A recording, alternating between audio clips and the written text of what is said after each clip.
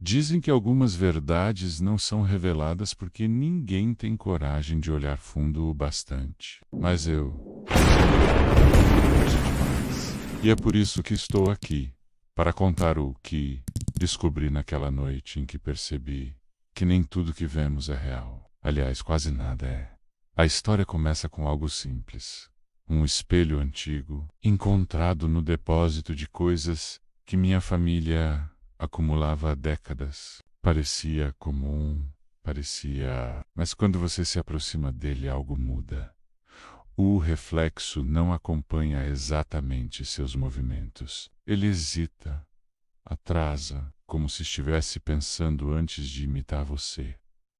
Na primeira vez, imaginei que era só cansaço. Mas na segunda, na terceira, na quarta, não era coincidência. Quando cheguei perto o suficiente, vi minha própria boca se movendo alguns milímetros depois da minha, como se minha cópia estivesse tentando entender como ser eu. Parecia só um reflexo, mas não era. Comecei a filmar, achando que poderia mostrar para alguém, mas o vídeo não mostrava nada de errado. Era como se o espelho escolhesse quando revelar a verdade. Naquela noite, ouvi passos no corredor. Eram meus passos, mas eu estava parado, respirando fundo. Suando frio. Alguém caminhava lá fora, exatamente como eu caminhava. O mesmo peso, o mesmo ritmo. Uma sombra passou por baixo da porta.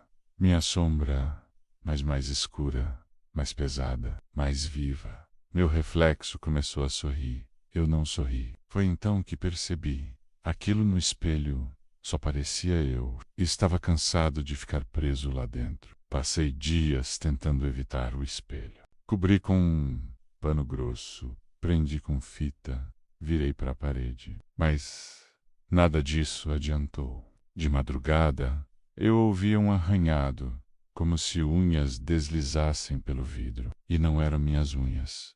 Na terceira noite, o pano caiu sozinho. Ou melhor, foi empurrado de dentro. Ali estava ele, o outro eu, parado, observando. Aquele sorriso torto, como se estivesse segurando um segredo que eu não queria descobrir. Quando cheguei perto, percebi algo ainda pior. Ele não era apenas uma cópia atrasada. Ele se movia com liberdade antes de mim, como se estivesse testando novas possibilidades, novas versões do que eu poderia ser. E foi aí que entendi. Ele não estava tentando me imitar. Ele estava tentando me substituir. Um reflexo colocou a mão no vidro, e o vidro afundou. Como uma ondulação escura se abriu no meio, como uma boca prestes a engolir alguém. Me afastei, mas meus pés não responderam. Foi aí que notei. O chão parecia mais pesado, como se estivesse sendo puxado por algo invisível, como se o espelho estivesse criando seu próprio campo de gravidade. Então o reflexo falou. Sim, falou, mas não com sons. Falou direto na minha cabeça. Uma voz igual à minha, só que mais profunda, como se ecoasse dentro de um poço sem fundo. Você teve sua chance aqui fora. Agora é minha vez. Eu tentei correr, mas o quarto se distorceu. O espelho cresceu, tomou metade da parede e pulsava como carne viva. A superfície ondulava, e do outro lado eu conseguia ouvir pessoas. Várias pessoas, algumas chorando, outras batendo desesperadas, implorando para sair daquele lugar. Pessoas que, assim como eu, achavam que estavam sozinhas diante do espelho. Ele levantou a mão novamente, convidando. Ele parecia eu, mas no era. E naquele instante, eu entendi que o espelho não reflete imagens, reflete intenções. As luzes piscaram e eu caí no chão. Não sei por quanto tempo fiquei desacordado, mas quando abri os olhos, o espelho estava inteiro novamente. Nenhuma ondulação, nenhuma voz, nenhum reflexo fora do lugar. Era como se nada tivesse acontecido. E essa foi a parte mais assustadora, porque quando me levantei e fui até o espelho, lá estava eu, normal, cansado, mas normal, sem sorrisos tortos, sem intenções escondidas. Senti um alívio absurdo. Tentei rir da minha própria paranoia.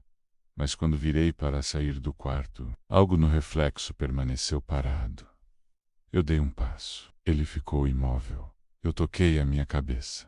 Ele deixou a mão cair. E então, pela primeira vez, o reflexo piscou antes de mim. Um segundo depois, a luz apagou. E eu vi a minha própria voz atrás de mim dizer: "Obrigado por abrir caminho." Senti uma mão gelada tocar meu ombro, e naquele instante entendi que o espelho nunca quis me imitar. Quis apenas aprender como substituir. A última coisa que vi antes de ser puxado foi meu reflexo deixando o quarto, caminhando como se fosse eu, respirando como eu, chamando pelo meu nome com a exata entonação da minha voz. Ele parecia eu, mas não era. E agora? Ele está do lado de fora, e eu estou preso aqui dentro, no lugar onde todos os reflexos vão quando param de parecer, no lugar onde tudo é exatamente o que parece, somente diferente o bastante para destruir você.